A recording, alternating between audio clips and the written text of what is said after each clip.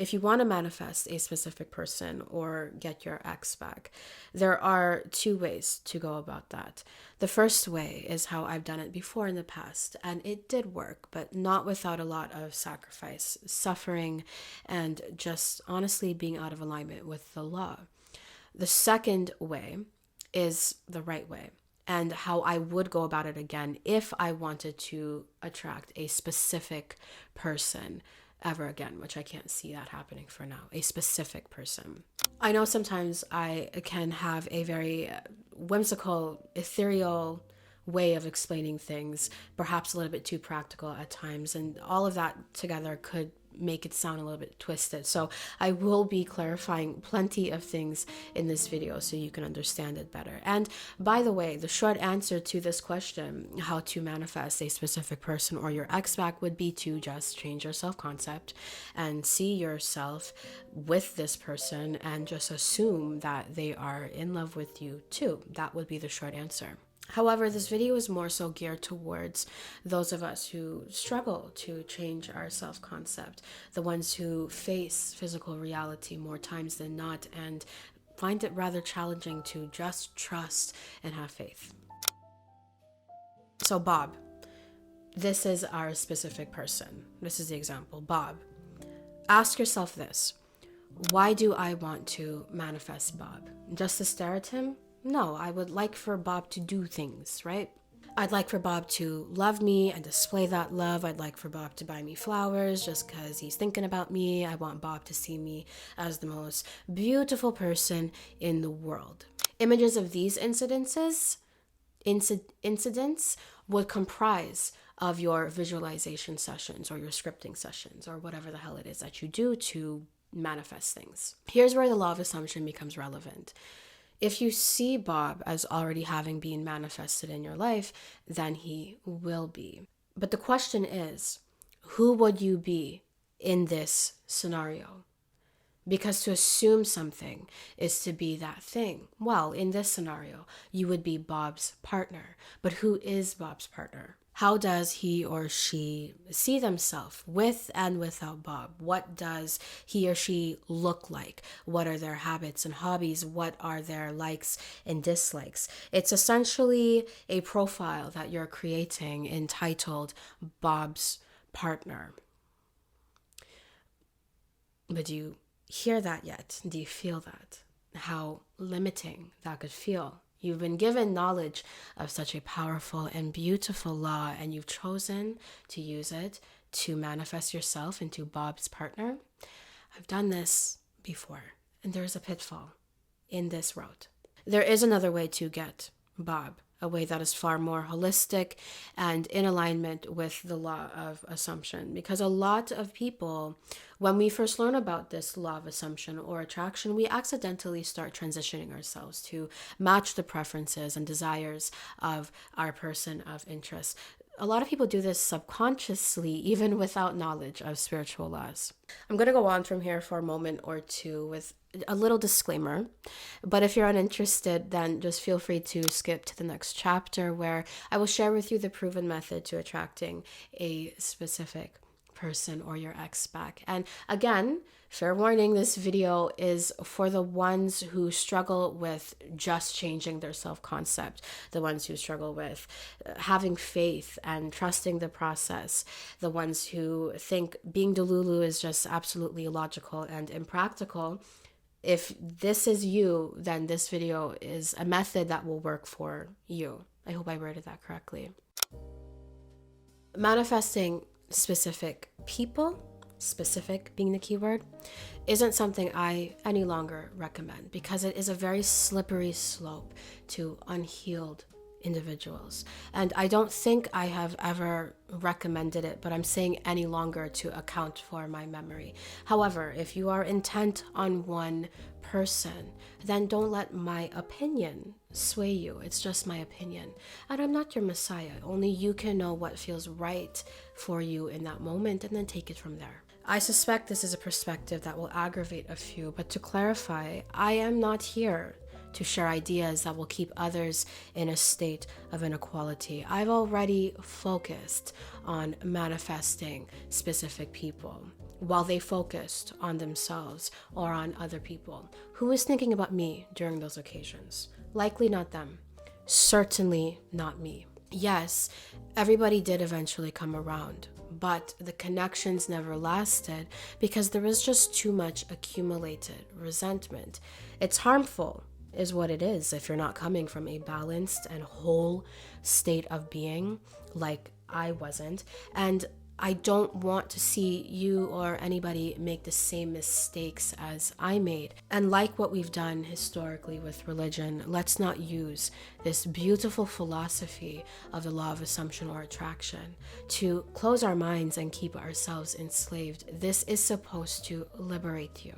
This is supposed to make you finally feel better. When living in accordance with these laws, everything is supposed to be allowed in and allowed out, never forced or manipulated. It all starts with you. So any changes or any actions that would be taken in order to attract anything, including Bob, would have to be conducted upon yourself according to how it makes you feel in relation to your goal. I'm going a little bit off script here, but I just want to put this little part in there for anybody who's watching this right now who might understand it somehow. So, if your goal is to marry your current girl, then would cheating on her make you feel closer to your goal or further away from your goal? Do you see what I'm trying to say there? Maybe a more broader example. If your goal is to lose some weight, then would junk food make you feel closer to your goal or further away? So for the practical people, the changes are made to yourself in accordance to how it makes you feel in relation to your goal.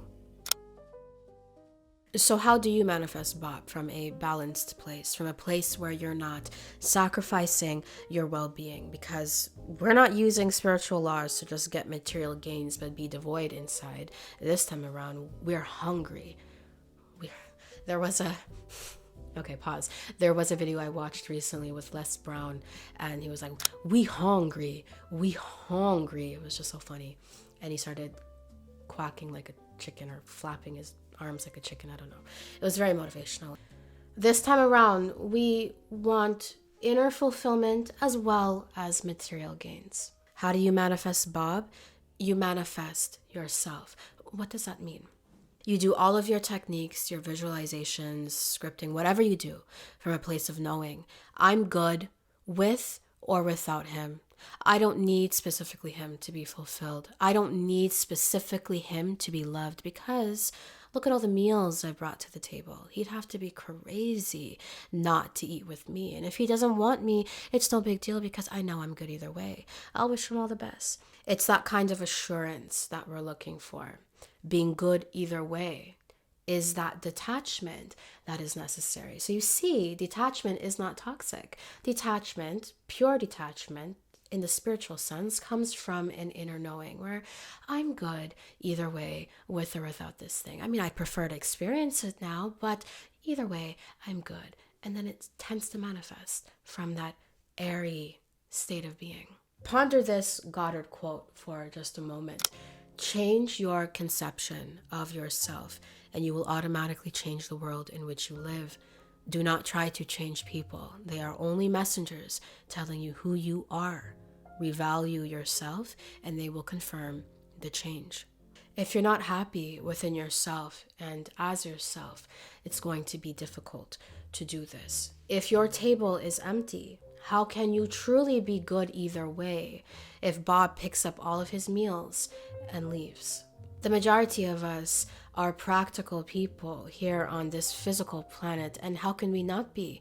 We're in a physical realm. So how do you convince yourself that Bob would love you, and even if he doesn't, you're good either way? For me, it's a practical approach. No matter how hard I may try to revamp my self-concept, to convince myself that Bob wants me, I will find it very difficult to truly believe that if I don't have reasons to secure it as logically true. And granted, to assume something means to assume something to be true without proof. But you can make it easy on yourself. You can meet yourself where you are.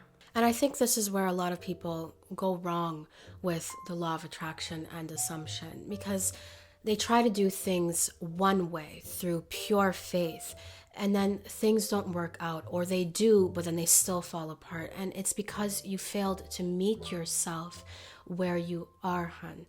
Be a little bit strategic with this. You can still get what you want from right where you are. You just have to put a little bit more thought into it, and maybe don't just do things the way other people do them by just meditating all day and allowing things to fall into their lap, or just visualizing one time and just believing in themselves and then things just fall into their lap. Those people are on a different level spiritually. Maybe right now you're not. I know from experience there was a time when I was not on that level. There are still areas in my life, probably just one, where I'm not on that level where I can just spiritually induce the changes that I want to see within my life without taking very little conscious action. If you cannot revalue yourself as you are, or change your conception of yourself as you are, then it's time to get real with yourself. If you're currently unemployed and you're struggling with yourself as you are, you're struggling to see the value in yourself, I'll get a little darker. Maybe you're struggling to see the purpose of your existence and you can't see anything past these inadequacies. Then is now the time to focus on manifesting this starry influencer. I'm sorry, but I have to ask. Because the point is, you can't see past all of your perceived inadequacies by your standards. So every time you look at yourself and you look at your life, all of the reasons as to why they wouldn't logically want you is all you can see. We all have inherent worth, absolutely, yes. But so do all of the other options that Bob has. And somewhere deep inside of you, I think you know that. I may also know that those other options are employed right now where I'm not. They're independent.